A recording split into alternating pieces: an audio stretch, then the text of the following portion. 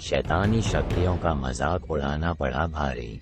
आज मैं आप सभी को एक सत्य घटना के बारे में बताने जा रहा हूँ। मेरे मित्र के पिता लाल सिंह बैंक में एक कर्मचारी थे। वो भूत प्रेत जैसी आत्माओं का बहुत मजाक उड़ाते थे। वो कहते थे कि शैतानी शक्तियों जैसी कोई चीज नहीं होती, और वो चाहे रात हो या दिन, जंगल हो या शमशान हो या फिर कोई कब्रिस्तान हो, वो जानबूझकर वहां पर घूमते रहते थे और बोलते थे कि देखो, अगर कोई आत्मा होती तो हमको परेशान जरूर करती। चाहे साधु हो या फिर चाहे मौलवी हो, उन लोगों की बातों का बहुत मजाक उड़ाते थे और उन्हें अभी तक कुछ नहीं हुआ था। एक दिन वो दोपहर के समय अकेले बैंक जा रहे थे। तभी उनको एक चौराहे पर नींबू, पेड़ा, फूल और लाल कपड़ा रखा हुआ दिखा, जिसके चारों ओर हल्दी का एक घेरा बनाया हुआ था। और वो सोच में पड़ गए कि दोपहर में यहाँ पर ये सब सामान किसने चढ़ाया है। और वो मस्ती के मूड में साइकिल से नीचे उतरे और हल्दी से बने हुए घेरे के अंदर से नींबू, लाल कपड़ा और मिठाई भी उठा ली और साइकिल पर बैठकर हंसते हुए बैंक की ओर चले गए। वहां पहुंचकर काम करने में व्यस्त हो गए। तभी उन्हें भूख लगी और वो नाश्ता मंगाकर खाने लगे और उनको याद आया कि मेरे पास नींबू मिठाई भी रखी हुई है। तो उन्होंने उसे भी खा लिया और जो लाल कपड़ा उठाया था उससे अपना हाथ मुंह पोंछकर कूड़े में फेंक दिया और उनको कुछ भी नहीं हुआ। जैसे जैसे दिन ढलने लगा, रात होने लगी, वैसे उनका सिर भारी होने लगा और वो घर आ गए।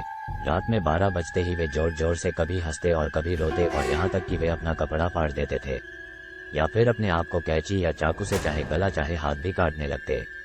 एक दिन तो वो इतना हद कर दिए कि वो अपने गले में फांसी का फंदा लगाकर खड़े हो गए।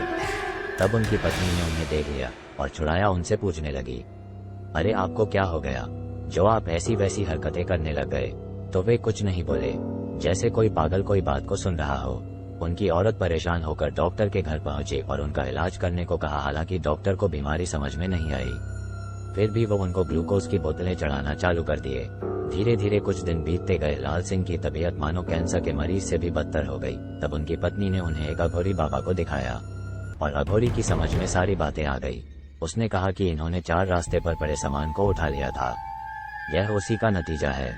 लाल सिंह की पत्नी ने पूछा, कैसे? तब अघोरी ने बताया कि 4 रास्ते पर एक आदमी ने किसी को झाड़ फूंक कर उसकी आत्मा को आजाद किया था, और जैसे ही उसने सारा सामान चढ़ाकर पीछे लौटा, वैसे ही ये वहां पहुंचकर सारा सामान उठाकर खा लिए होंगे। तभी आत्मा इनको परेशान कर रही है। लाल सिंह की पत्नी रोने लगी और अघोरी का पांव पकड़ लिया। बोली, बाबा अब आपका ही सहारा है। अघोरी बाबा दुखी हो गए और बोले, ठीक है, पहले जाकर कुछ नया सामान खरीद कर लाओ, फिर मैं बताता हूँ। औरत ने पूछा, क्या लाऊं? फिर अघोरी ने बोला, जैसे नींबू, 1.25 किलो मिठाई, 1.25 मीटर लाल कपड़ा और एक फूलों का हार लेकर आओ, और यह सब अपने पति के हाथों में जूठा करवाकर हमें दे दो, तब हम देखते हैं कि हमसे क्या हो सकता है।